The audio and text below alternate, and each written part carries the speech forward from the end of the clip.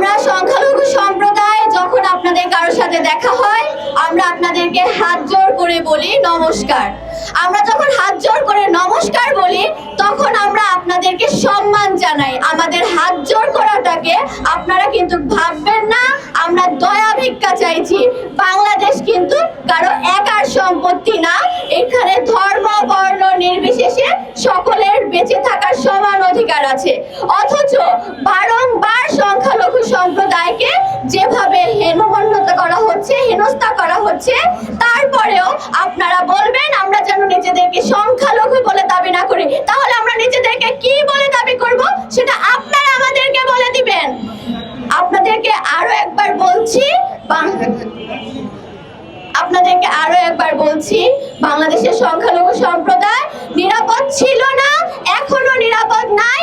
আপনারা যদি ঠিকঠাক মতো ব্যবস্থা গ্রহণ না করেন, বাংলাদেশের সংখ্যালঘু সম্প্রদায় নিরাপদে থাকবেও না, এক পর্যায়ে নিশ্চিহ্ন হয়ে যাবে।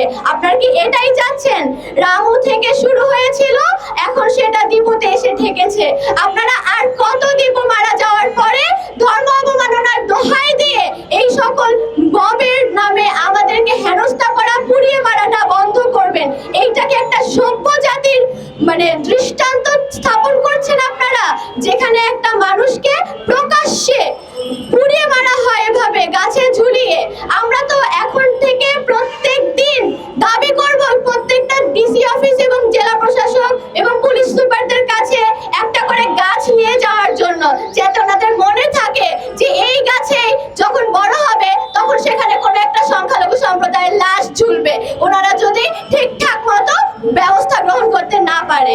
তো সেই ব্যবস্থা গ্রহণ যদি আপনারা না করতে পারেন, তাহলে এরকম গাছ আমাদেরকে দেখিয়ে দিন, যেন আপনারা পুরানোর আগে আমরাই আপনাদেরকে ব্যবস্থা করে দিতে পারি যে নেন আমাদেরকে মারেন। না হলে আপনারা তো এমনিতেও চাচ্ছেন আমরা শেষ হয়ে যাই। আপনারা আর কবে জাগ্রত হবেন? কিছু হলেই আপনারা বলেন যে আমরা বিশৃঙ্খলা সৃষ্টি করছি। এটাকে